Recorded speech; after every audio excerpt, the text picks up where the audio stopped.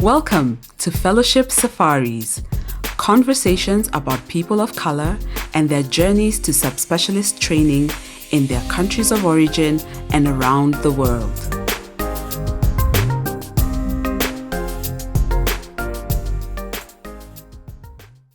Hi everyone, welcome to this week's episode of Fellowship Safaris. My name is Dr. Jerry Kariajahe. I'm a consultant pediatrician and adolescent medicine specialist based in Nairobi, Kenya.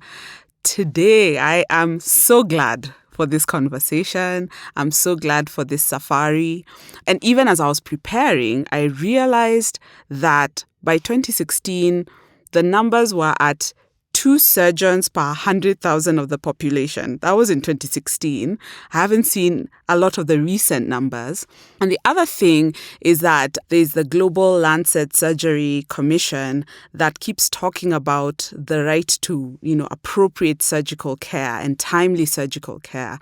And that being tied in with having enough surgeons to do what they're supposed to be doing. And so it's an honor and a privilege for me to meet one of the surgeons, and not just one of the surgeons, a subspecialist surgeon. However, I will not get ahead of myself, and I'd like to give him an opportunity to introduce himself and his professional qualifications. Hi, Jerry. Thank you very much, and thanks for having me. My name is Karan Gandhi. I'm a general surgeon by training and a subspecialist hepatobiliary surgeon. Wow. Hepatobiliary surgeon. For me, that's a mouthful. There are very many L's. And you're a doctor, other people struggle even more. Even more. They just say, so what's the short? Surgery, surgeon wa... I'm a liver surgeon. Yeah, liver Wamaini. surgeon. Yeah. Wamaini or liver surgeon.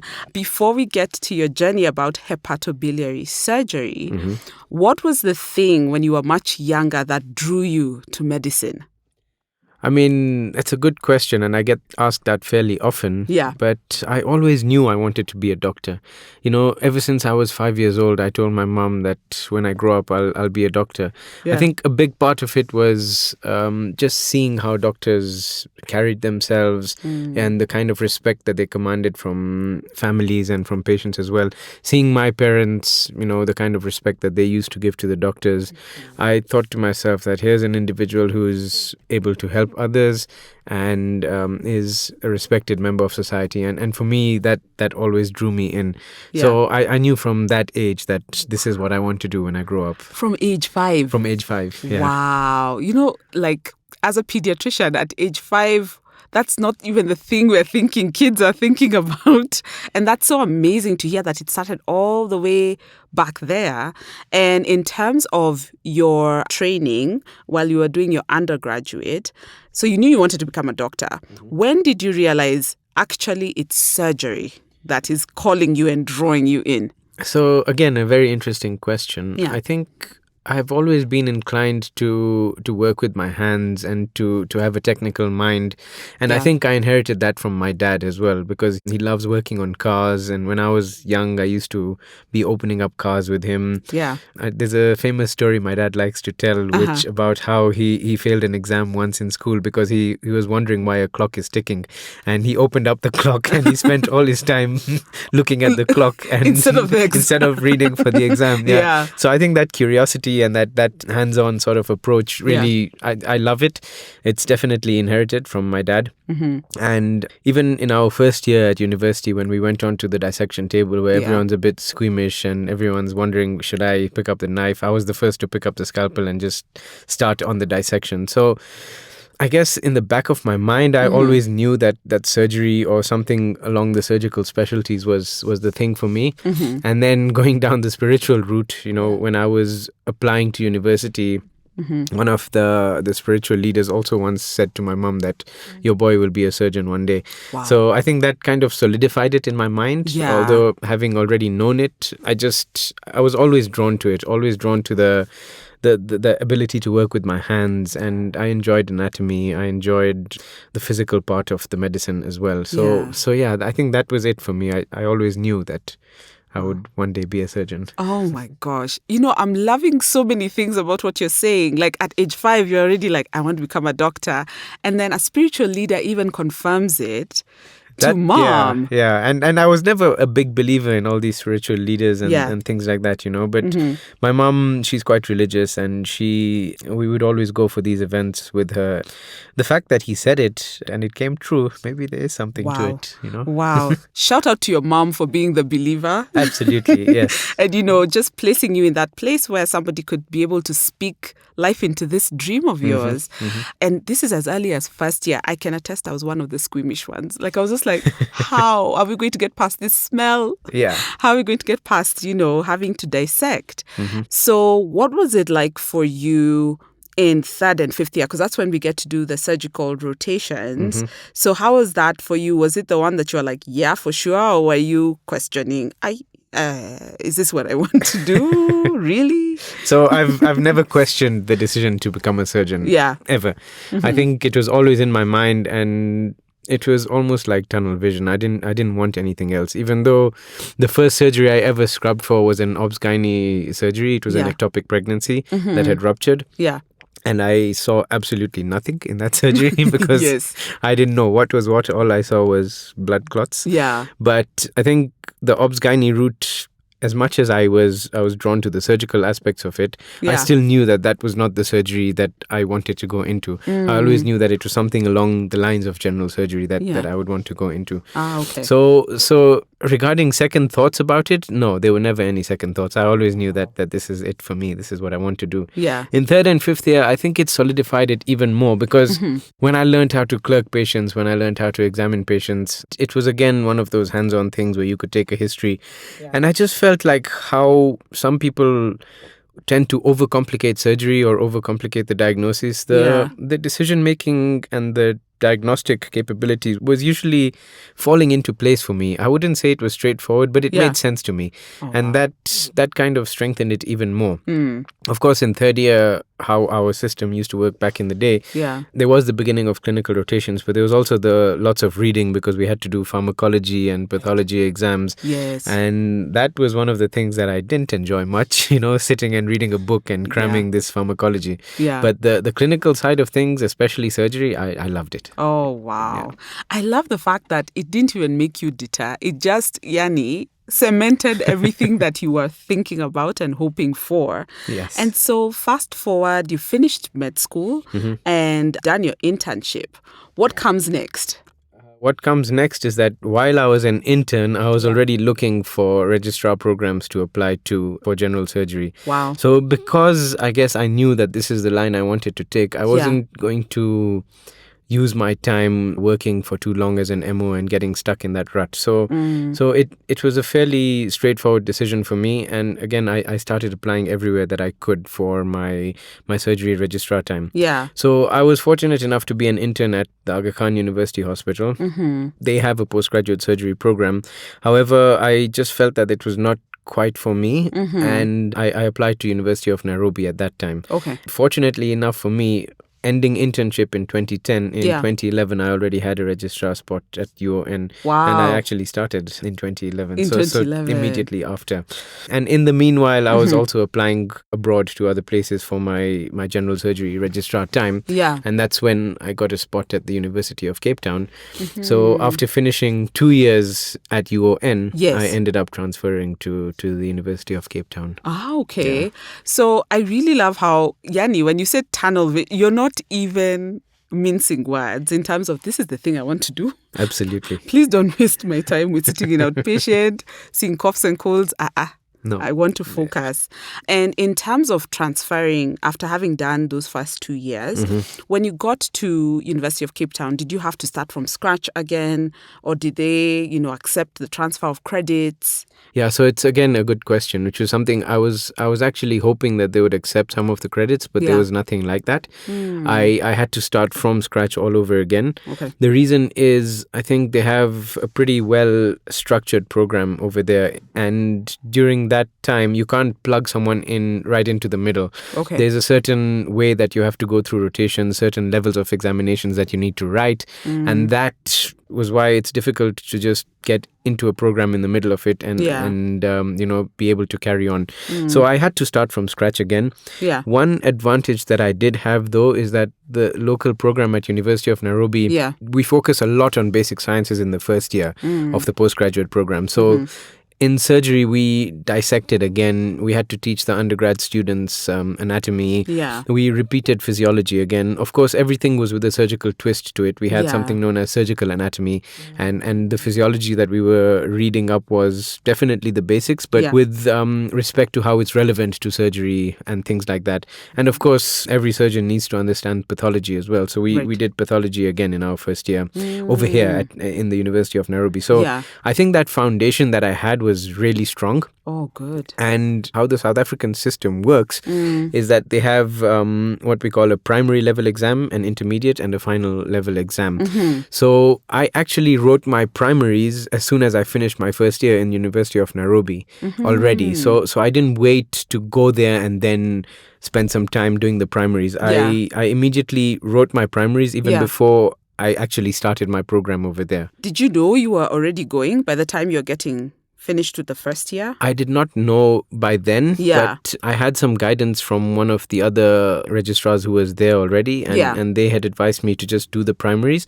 It does strengthen your position in terms of getting into the program, because I think, one, they see that you're committed to it, and two, once you have that under your belt, you're at a level above the other people who are applying for the program as well, because you already have this initial part under your belt. Although you have to go through the rotations again, it still means that you have one less exam to do once you join the program. And that's key, right? It is, absolutely. With all that stress and strain of you're going there, you're going into a new training system. Yes, exactly. Okay. Okay, so you'd finished that first primary exam before now you transitioned into the South African program. Yes. What was that transition for you in terms of motivation? Motivation only gets you so far. How's that transition for you from like the Kenyan healthcare system into the South African healthcare system?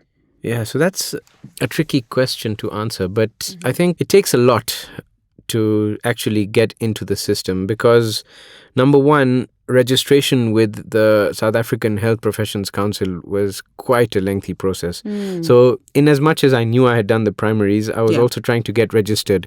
And from the time I was offered a position to the time I actually went, it was almost a year before I could actually go through to South Africa, because that entire process of registration itself took so long.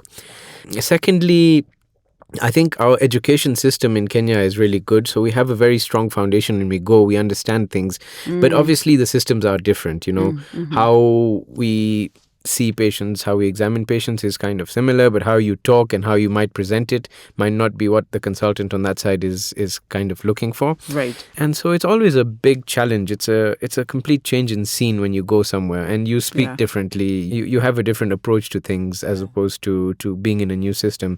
So it's always a bit challenging. But I think one of the things, motivation aside, you have to be up to the task and you have to be up for challenges as well, because it doesn't only extend to surgical specialties, but in every sort of medical qualification or specialist qualification that you do, you basically have to have that drive to go the extra mile.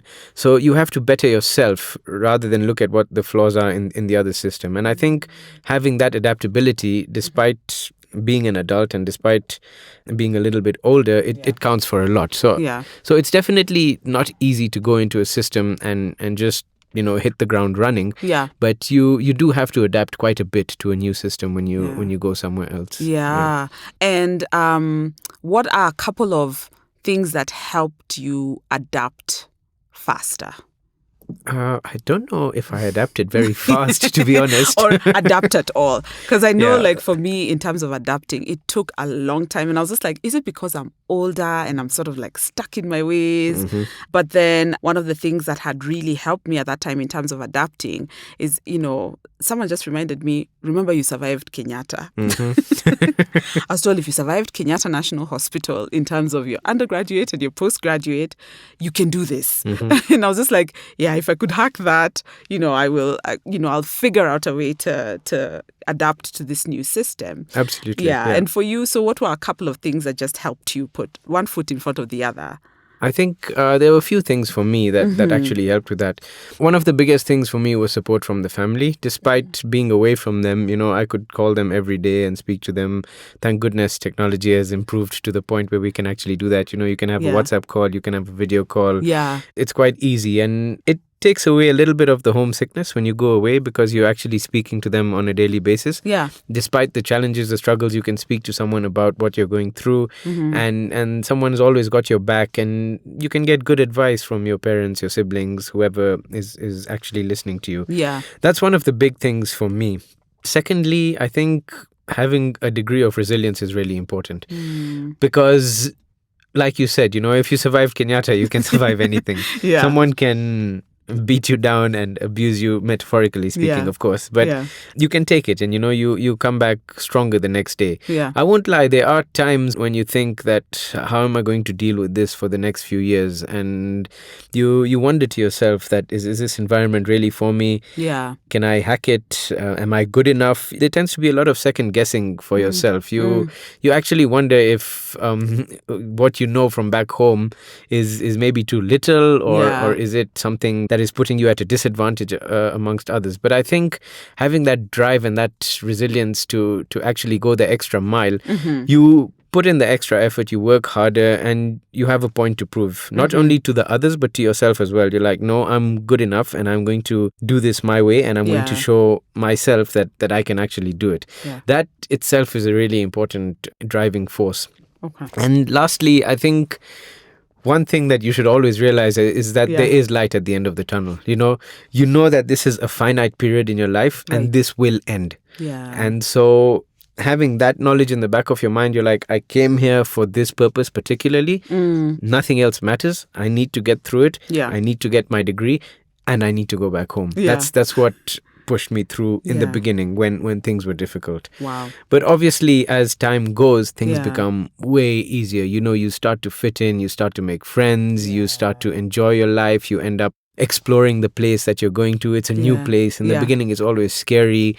But as you explore, as you see more, as you make more friends, apart from the curriculum side of things, the extracurricular things, they actually really help you to feel much better. So you go from a point of feeling alone and secluded and low to a point of finally fitting in. It's not quick. It took me about a year and a half to actually get to a point where I was happy and comfortable and be like, yes, this is it for me. Now I can survive this even longer if I have to. Wow. A year and a half is almost like someone's full fellowship. Wow. But I was a registrar at that time. At that time, you were a registrar. I was a registrar. But then it's helpful to hear, because I think for some people, they think it's like snap your fingers automatic. Exactly. And it's helpful to hear that for you, it took you a year and a half just to settle in. And you mentioned, some of the highs, which sound like some of the extracurriculars. What were some of the other highs of doing your surgical residency in South Africa? Okay, so I trained in Cape Town. So apart from the extracurriculars, Cape Town is a beautiful city. It has so much to see, so much to do. There's so many activities.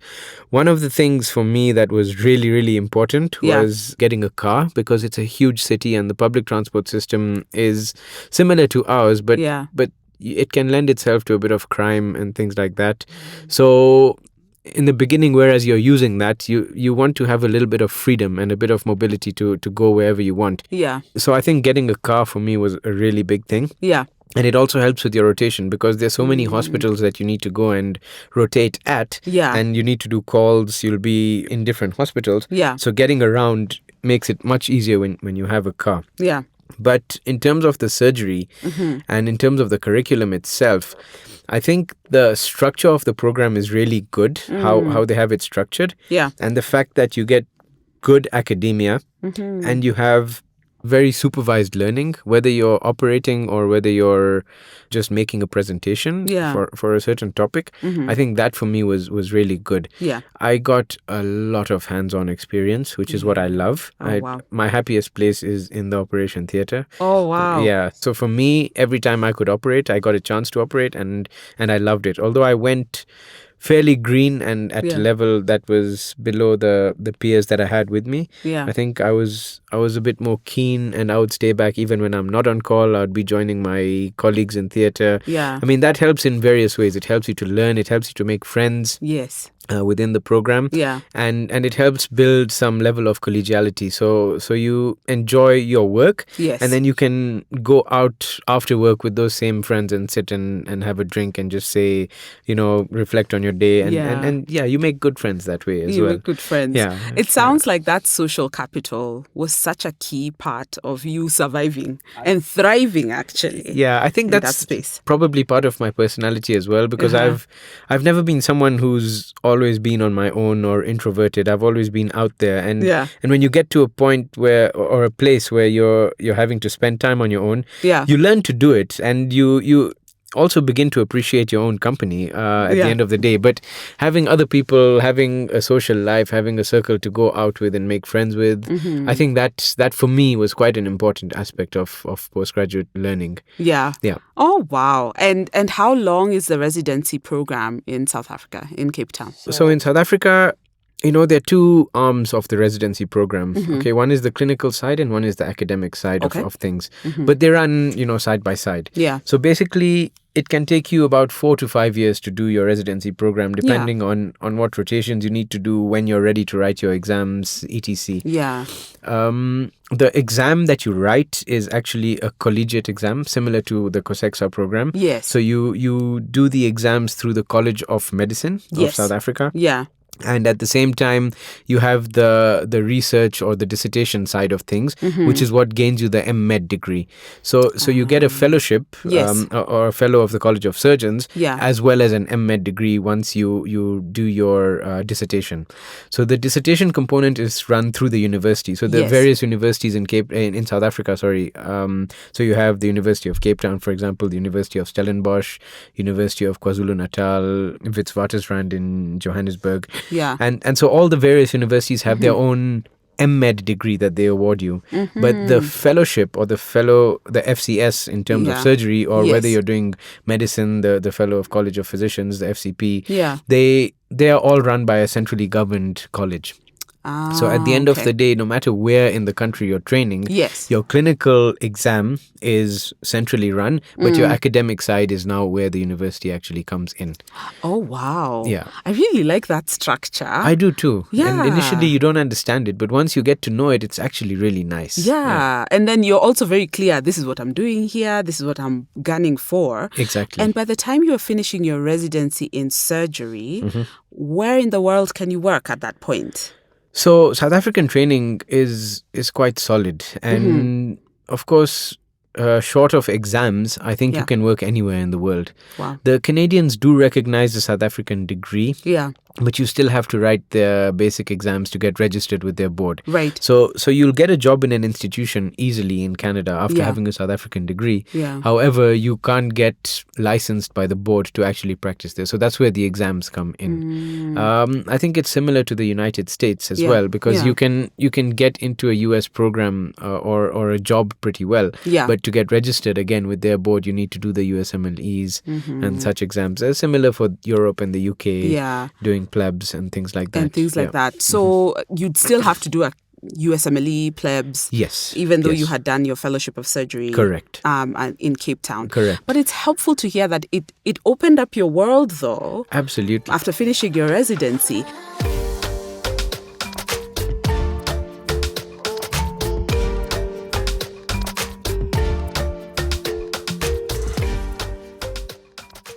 What else happened during your residency? A life event. A life event? Well, I met my wife in South Africa. Woohoo! So, yeah. Yeah. So that was something else. Again, on the social front, where you go out and meet someone. And I had been on a couple of dates before that with other girls. Yeah. But when I met my wife, we kind of knew that this was it for us. And so we connected, and we've been together for almost 8 years now. Congratulations. Thank you.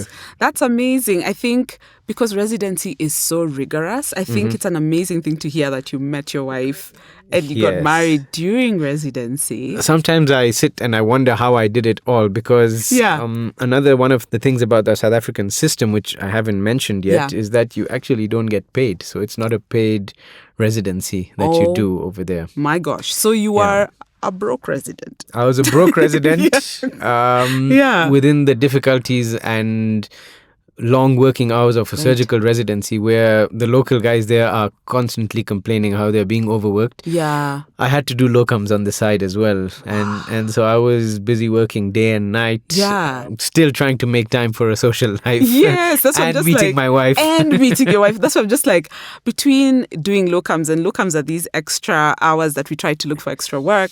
Yeah. And you're doing your studying, and you're just trying to be a wholesome human being. So that's really amazing, and shout out to your wife for also being patient. Thank you. Yeah. with the process. I'm sure she'll be happy to hear that. So shout out to you. So you've now gotten, your surgical training, you've gotten the documentation for it. How does that then lead up to hepatobiliary surgery? So as most people would tell you, I think the mentorship or someone to look up to is really, really important when choosing a fellowship, because often what happens is you're choosing a fellowship only because you want to be on a level above other people. You say, general surgery is not enough. There are a lot of general surgeons around. Maybe I need to do something extra to be able to qualify for better jobs and things like that. For me, it was never about that. Actually, again, maybe I'm just a straight shooter, or I know which direction I'm going. But when I rotated through the hepatobiliary unit as part of my registrar time, at the end of the rotation, we would always have assessments. And the professor of hepatobiliary surgery, Professor Jonas, who's my main mentor and one of the people I look up to most in this world, he asked me at the end of the rotation, like, what is your plan? And I just looked him straight in the face and I said, I'm your next fellow. I love it. I'm your next fellow. Yeah. Oh, wow. And sure enough, when I was doing my final exams in general surgery, before even writing the exams, he called me. Yeah. And he's like, so you said you're my next fellow. Are you still keen? I'm like, definitely, Prof. I'm 100% keen. Yeah. And he's like, you finish your exams and the next day you report to my unit. And I was like, wow, amazing. Thank you so much. I was very lucky with how things just fell into place for me. And in terms of, you mentioned something really important, which is mentorship, and you've mentioned Prof. Jonas, and shout out to Prof. Jonas. Prof. Jonas, yeah. Are there other mentors that also impacted this decision around hepatobiliary? Absolutely. I think when I joined the University of Cape Town surgery department, the head of department at that time was one of the pioneers of liver transplantation in South Africa. So he had done a lot of work in and around liver transplantation. Although he was a general surgeon, I think he was of that age where subspecialty training was not a thing really. So he had done a lot of work on liver and pancreas, and I always enjoyed, again, when I was in the rotation, I always enjoyed my interaction with the seniors in the department. So we had 3 other consultants in the department who I really enjoyed my interactions with. And I think because I pulled my weight well, they probably identified that there was some potential on my part as well. And all of them together, everyone had their own strengths, and I think I realized that I could tap off strengths of a lot of them in my fellowship training.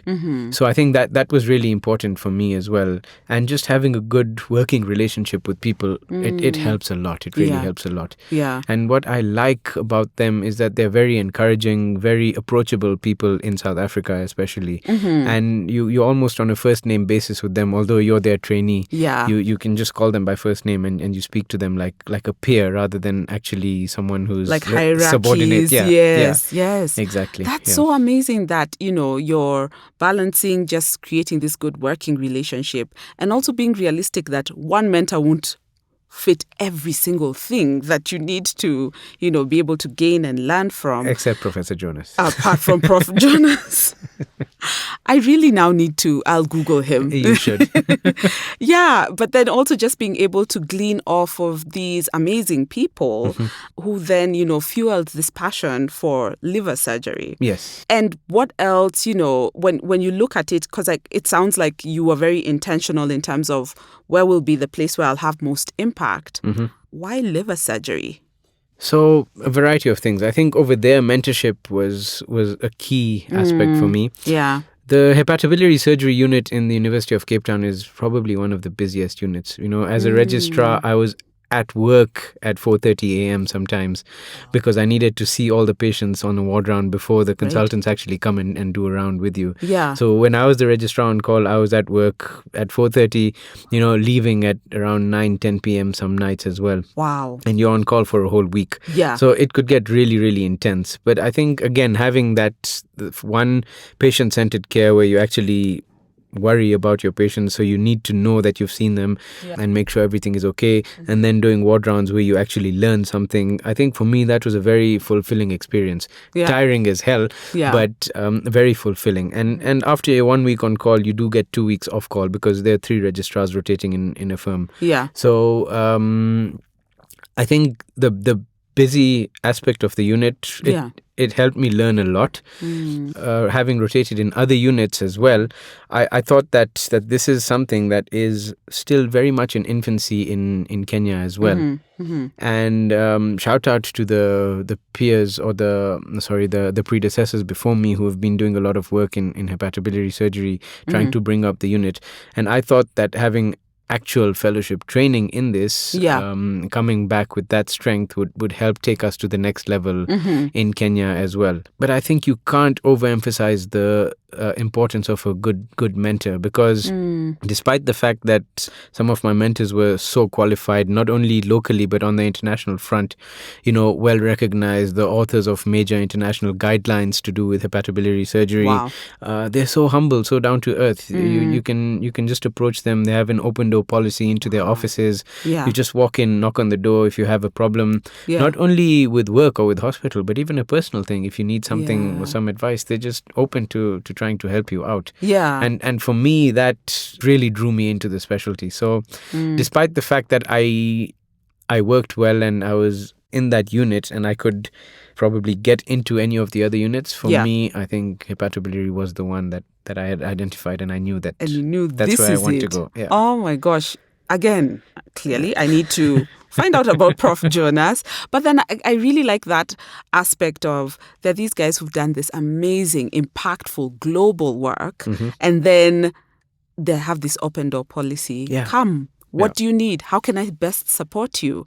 And in terms of that sounds like there were a lot of highs on the fellowship Absolutely. training. I think the growth in my fellowship training was tremendous. As a registrar, I learned a lot. I grew a lot. But I think the learning curve just got more and more steep, and the growth curve got more and more steep during my fellowship. In my fellowship time, I think maybe if I was at 60 in terms of my growth potential, I think I was going at 90 when I was towards the end of my fellowship. The growth was tremendous. It was, that's fantastic. But with every up, there's the downside. And what were some of the lows that you experienced during your fellowship time? During my fellowship time, I think I was, first of all, well adapted to the system. That I think a lot of the lows that I was supposed to experience going into a different country or going somewhere else, I had already been through those motions as a registrar. Right. So for me, it wasn't so much of big lows as a fellow in that sense. But obviously, if I had to extrapolate what I went through as a registrar, getting into a new system, Yeah. Having to make new friends or having to, fit in. Also on the social aspect, what do you do after work? What can you do? Who knows you? Yeah. Again, the fellowship is not a sponsored or a paid position over there either. So, you have to either have a good source of funding, or if you're going to look out for yourself, you need to be able to put in that extra to go and locum again as well. Yeah. And did you have to do the locums? I did. For fellowship again? I did, yeah. Oh, wow. So I spent almost 8 years of my life working and locuming at the same time. Yeah. That's a heavy workload, like a heavy work learning load. Yeah. How did you take care of your mental health during that time? You know what some people say in Kenya, mental health is not an issue, but of course, it's a myth. Yeah. I think, again, another aspect of my life that maybe I haven't shared yet is the fact that I could go and work out. So I think that took a lot of stress off my mind, because there are days when you feel like you just want to break. I used to do boxing. I still do some boxing. Yeah. So I used to go to the gym and I would just go for some of the boxing classes. You work out, you tire yourself out, you take all your frustrations out in that punching bag. Yeah. You come out of that gym renewed in terms of your mental energy and how you actually are even carrying yourself. You feel like you've left a lot of burdens behind in that, and you can have a fresh outlook to things. So whereas you may have anger, you may be upset, sometimes just letting it all out in a way that's healthy for you, it actually is very, very helpful. Of course, once I made friends and I could, talk to people, having the family to bounce things off, and eventually once I met my wife, having to be able to spend that time with her and to talk about things, that was really important for my mental health. Yeah. But what I love to do as well is travel. So so within South Africa, if I would find an odd weekend where I'm free and I either haven't taken up a locum or I just feel like, okay, I think I just have enough and I can keep this weekend free for myself. My wife and I would travel out of the city. We would just take a drive somewhere 2-3 hours out of the city and just go spend the weekend away. You have beautiful nature, you have the oceans, you have the mountains. Wow. You can let go of so much mental stress in those kind of environments. Yeah. And you come back feeling so renewed and so fresh. Oh, wow. And I think that for me was really important in terms of taking care of my mental health. Yeah. Oh, that's so good to hear, especially about that traveling piece. I hear South Africa. It's amazing. And they have great wine in South Africa. Oh. So, of course, wine helps. Wine helps a lot. Yeah. I'm glad, the wine, the beauty in South Africa, and also the gym bag, the boxing bag. And it's so helpful to hear that, because I think in med school, we're not taught about how to take care of our mental health. No, we're not proactively. Mental health and financial health as well. That's another thing that people don't teach you about in med school. Because I think from undergrad going into internship and as a medical officer, I was broke. Like I literally lived from hand to mouth. And then every few months when the government would pay us, like whatever was in that envelope, or, because sometimes we'd be given money in a brown envelope. Yeah. Sometimes it would be deposited in your bank account.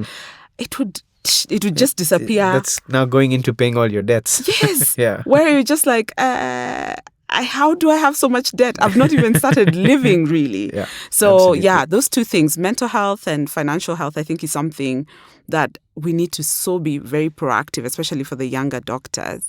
And I think it's a huge nugget that we need to figure out how to plug in for them. Absolutely. And so when you finish your hepatobiliary fellowship, yes, why did you come back to Kenya? I think it's a whole bunch of things. There were strong factors wanting me to stay back in South Africa and strong factors wanting me to come back to Kenya as well.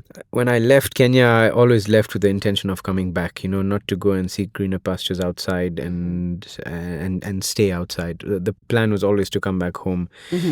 Growing up, I always had a super supportive family, and I've seen my parents really struggle to get my brother and I to where we are. So coming back for them was a major thing on my plate, trying to be there for them as they're getting older.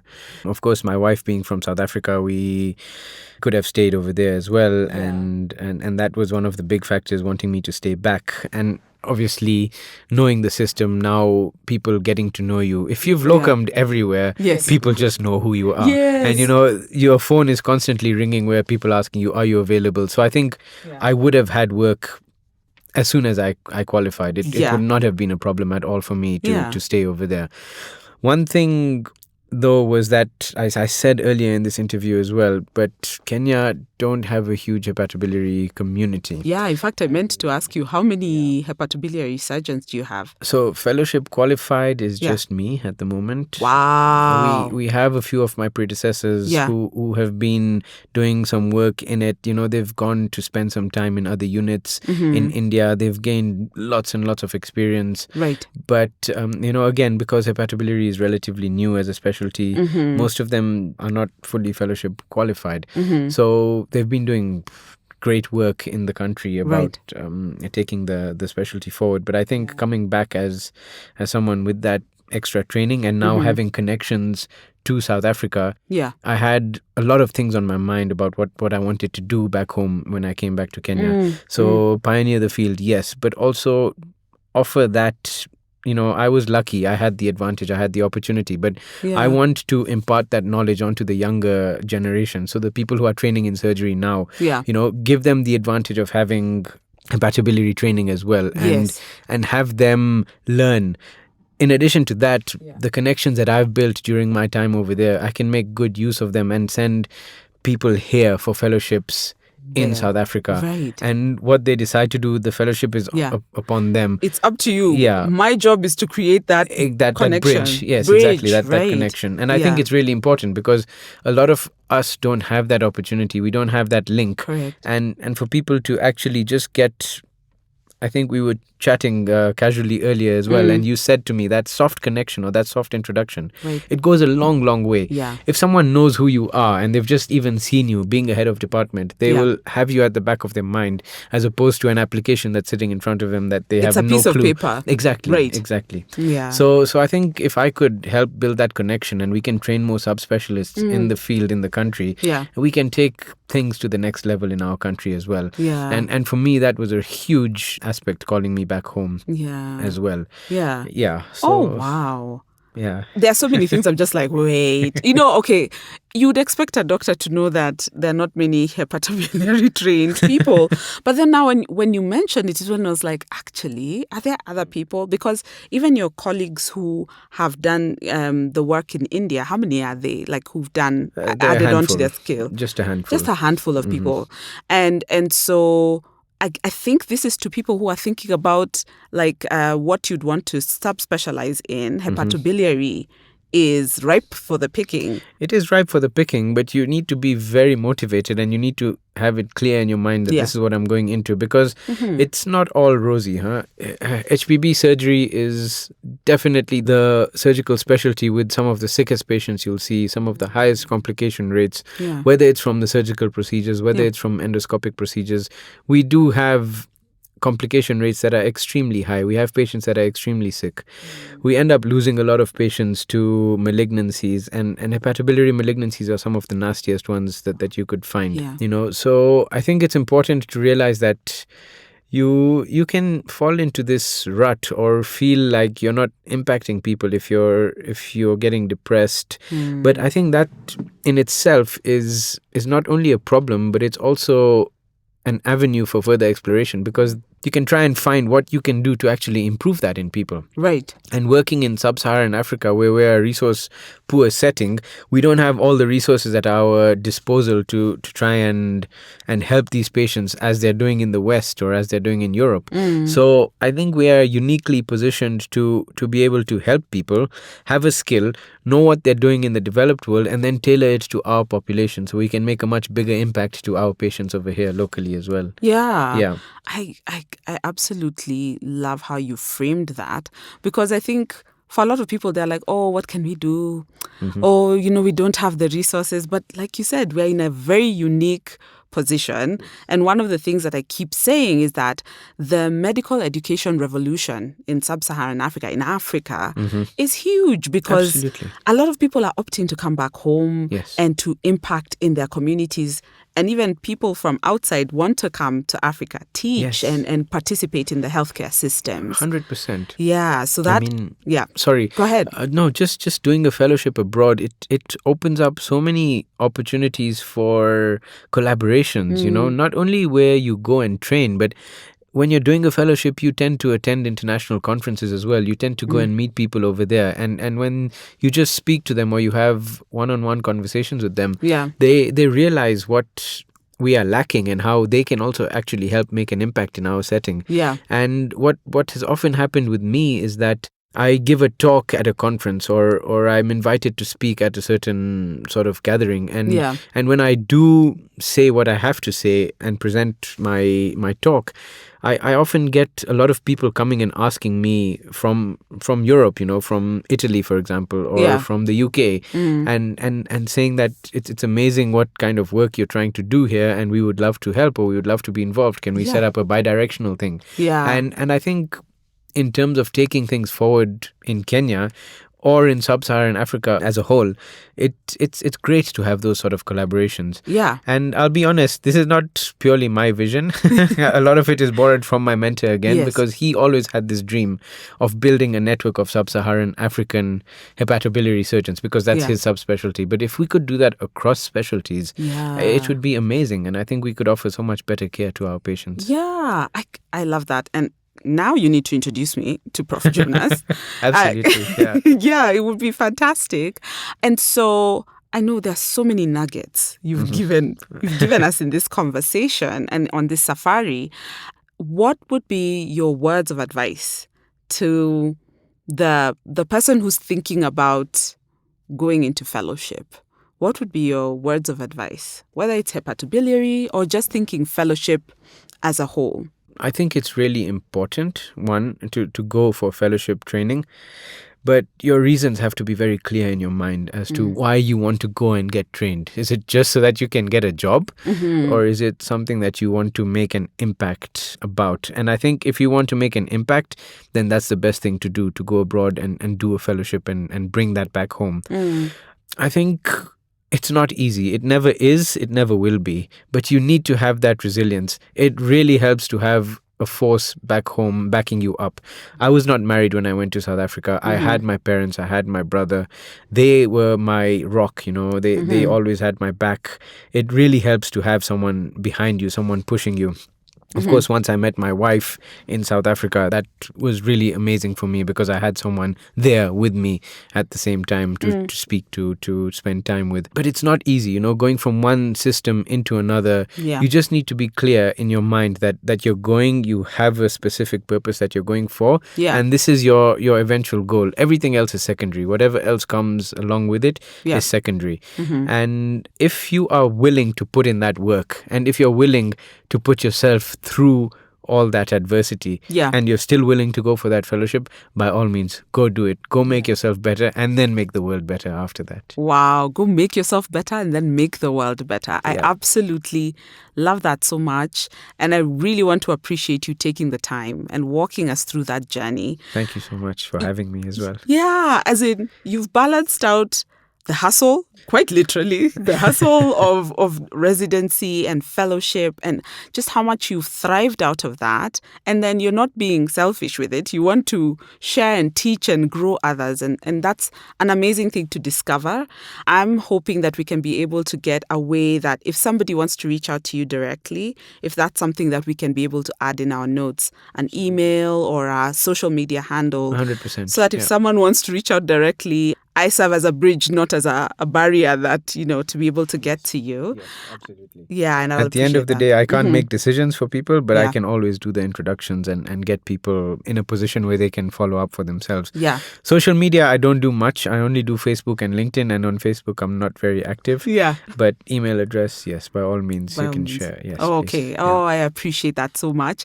Thank you so much, Dr. Ari. Thank you as well. Yes, Jerry, I really appreciate it. All right. Okay, so you heard it, guys. Hepatobiliary surgery is within our grasp. Karan has taken us through this amazing safari, and I am so very grateful. And until next time, bye. Bye-bye.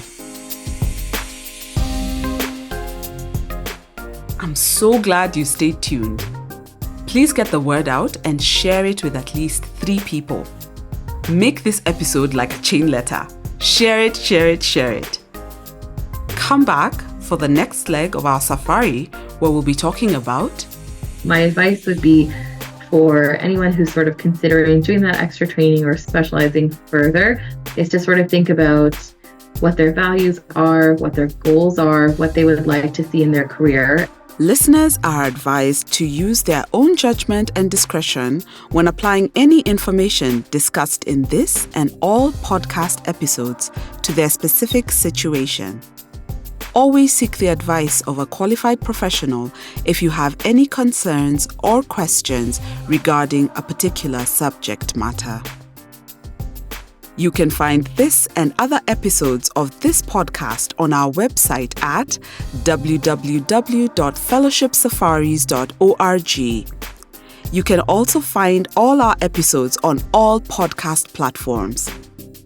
Reach out to us on social media as Fellowship Safaris on Facebook, Instagram, and TikTok, and our Twitter handle is @fellowshipsafar. You could also send us an email on fellowshipsafaris@gmail.com. We look forward to hearing from you and interacting with what you have to say about the Fellowship Safaris podcast. It takes a village to make this podcast. The executive producer and original music is done by Mokavi Maweu. The sound engineer is Tevin Sudi with thanks to AQ Studios. Graphic design was done by Benjamin Mboya. We would like to give a special shout out to Josephine Karianjahe and Melissa Mbogwa of Africa Podfest. All rights reserved by Dr. Jerry Karianjahe and the Fellowship Safaris podcast.